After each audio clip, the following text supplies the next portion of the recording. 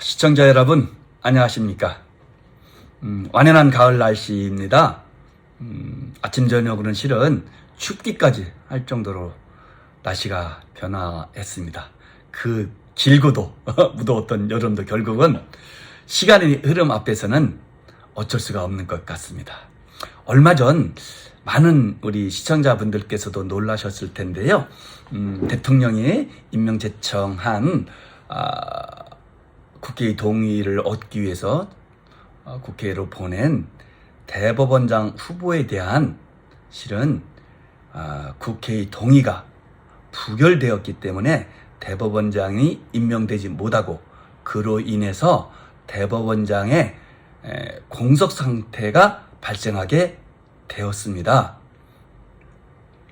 잘 아시는 바와 같이 실은 대법원장은 헌법 제104조 1항에 따라서 대통령이 국회의 동의를 얻어 임명하도록 되어 있습니다. 그런데 앞서 말씀드린 바와 같이 이번에는 국회의 동의를 받지 못한 것이죠. 그에 따라서 법원에서는 대법원장이 없는 관계로 재판 업무는 물론 법원 행정 업무를 처리함에 있어서 막대한 어려움을 겪고 있다라는 호소를 하고 있습니다. 그러면 도대체 대법원장은 헌법상 어떠한 권한을 갖고 있기에 이처럼 대법원장의 공석 상태가 많은 어려움을 초래하고 있는 것인지, 그리고 또 정치 집단이라 할 수 있는 국회에서는 서로 여와 야가 대립되면서 이렇게 찬성과 반대의 의견으로 정쟁이 심화되고 있는 것인지 그 부분에 대해서 한번 알아볼까 합니다. 다만 대법원장이 갖고 있는 헌법상의 권한을 알아봄에 있어서는 역시 사법부의 또 다른 축이라 할 수 있는 헌법재판소장과 견주어서 살펴볼 때 훨씬 더 분명하게 드러나기 때문에 이번에는 헌법재판소장과 비교하면서 여러분들에게 설명을 해볼까 합니다. 먼저 대법원장이 갖고 있는 주요한 헌법상의 권한으로서는 실은 대법원을 구성하는 대법관 전부에 대한 임명 제청권을 대법원장이 갖고 있다는 것입니다. 즉 대법원은 대법원장을 제외한 현재 13인의 대법관으로 구성되어 있는데 이 13인 대법관 모두에 대한 제청권을 누가 갖고 있느냐? 대법원장이 갖고 있다는 거예요. 즉 대법관 모두에 대한 임명 제청권은 대법원장이 1인이 갖고 있고, 또 국회의 동의를 받아야 하기에 국회는 동의권을 갖고 있고, 그 동의를 얻는 경우에 비로소 대통령이 임명권을 갖고 있기 때문에 대법관 임명 절차에 있어서는 대법원장의 권한이 막강한 것이죠. 물론 임명권을 갖고 있는 대통령과 임명 제청권을 갖고 있는 대법원장이 대법관을 임명함에 있어서 긴밀하게 논의하고 협의해서 훌륭하고도 올바른 분을 임명할 수 있도록 노력을 하는 것이지만, 극단적으로는 대법원장이 만일 제청권을 행사하지 않게 되면 대통령은 이를 임명하고 싶어도 임명할 수가 없는 구조라는 것입니다. 즉 대법관 임명에 관한 한 국가 권력의 3대 축이라 할 수 있는 입법권, 행정권, 사법권이 서로 견제와 균형의 원리가 작용된다는 것입니다. 즉 임명권은 행정부의 수반이자 국가 원수로서의 지위를 갖는 대통령이 갖고 있지만, 그 전 단계로서의 임명 제청권은 사법부의 수장인 대법원장이 갖고 있고, 역시 또 입법기관의 대표인 국회는 동의권을 갖고 있게 된다는 것이죠. 그에 따라서 대법원장은 임명 제청권, 국회는 동의권, 그리고 대통령은 최종적인 임명권을 갖고 있다는 것입니다. 즉 국가 권력 분립의 원리가 대법관 임명 절차에 있어서도 그대로 반영되게 된다는 거예요. 그래서 설사 극단적으로는 대통령이 대법관으로 임명하고 싶은 후보가 있다 할지라도 만일 대법원장이 제청권을 행사하지 않는 이상 대통령도 어쩔 수 없는 상황에 이르게 된다는 것입니다. 그런데 보십시오. 대법원장이 임명 제청권을 갖고 있는데 이 구인 모두에 대해서 대법원장이 없어서 임명 제청권 행사할 수 없는 한 대법관 구성이 어려워질 수도 있는 거예요. 대법관도 공성인 상태가 발생할 수 있게 된다는 거예요. 얼마나 중대한 상황을 초래하는 것인지 쉽게 이해할 수가 있을 것 같습니다. 그런데 실은 대법원장의 헌법상의 권한은 여기에 그치는 것이 아니에요. 좀 전에 말씀드렸듯이 법원과 함께 사법부의 또 다른 축을 형성하고 있는 헌법재판관의 임명에 있어서도 대법원장은 막중한 권한을 갖고 있어요. 즉 우리 헌법에 따라서 헌법재판소는 9인의 헌법재판관으로 구성되어 있는데 이 중 3인에 대한 지명권이 바로 대법원장에 있는 거예요. 정말 막중하잖아요. 어마어마한 권한을 갖고 있는 거죠. 저 9인의 헌법재판관 중에서 3분의 1에 해당되는 3인에 대한 지명권을 누가 갖고 있다? 대법원장이 갖고 있다는 거예요. 이건 제청권도 아니에요. 지명권 그 자체예요. 지명하는 순간 대통령 임명하게 되도록 되어 있는 거예요. 한번 볼까요? 그 부분에 대해서 우리가 헌법은 어떻게 규정하고 있는지. 자, 헌법 제111조에 나와 있습니다. 헌법 제111조 2항에 의하면 헌법재판소는 법관의 자격을 가진 9인의 재판관으로 구성된다.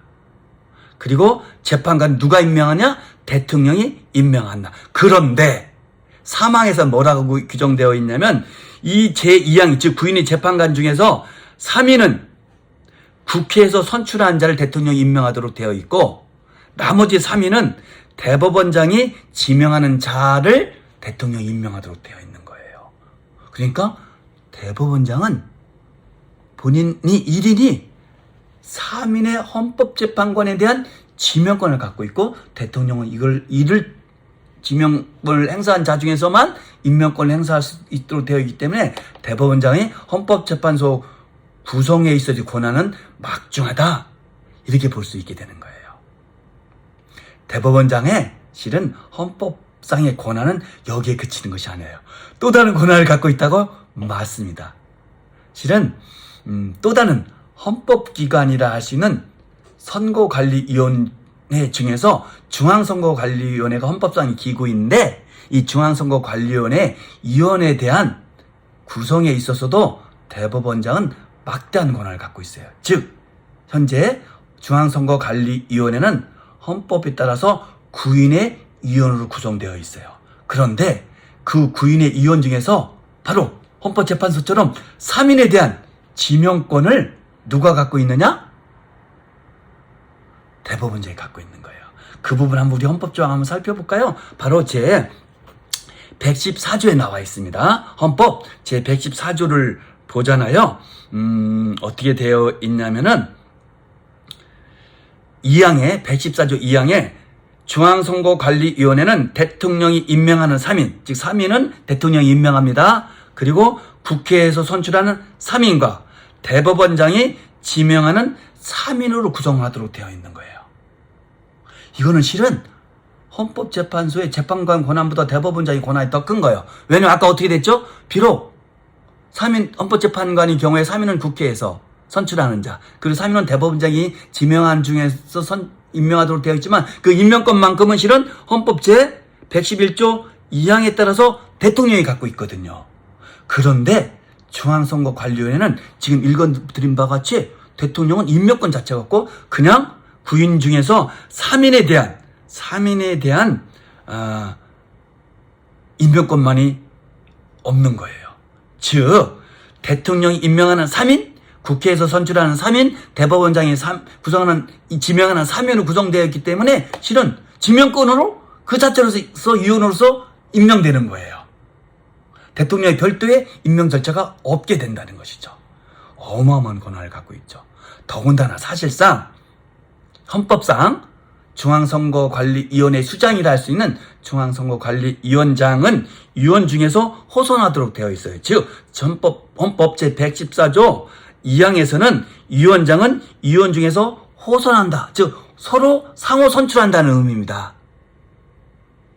그런데 지금까지 관행에 의하면은 구인의 위원 중에서 대법원장이 지명한 대법관인 중앙선거위원이 사실상 관행에 따라서 호선되어 왔어요. 당연히 그에 따라서 역대 모든 중앙선거관리위원장은 대법원장이 지명한 대법관 중에서 호선으로 이루어지고 위원장으로 선출이 됐던 거예요. 그러니까 실질적으로는 중앙선거관리위원회의 수장인 위원장에 대한 임명권을 누가 갖고 있다? 대법원장이 갖고 있다라고 볼 수 있는 거예요. 어마어마한 것이잖아요. 이러한 점은 실은 헌법재판소장과 견주어 볼 때 어마어마한 차이가 있어요.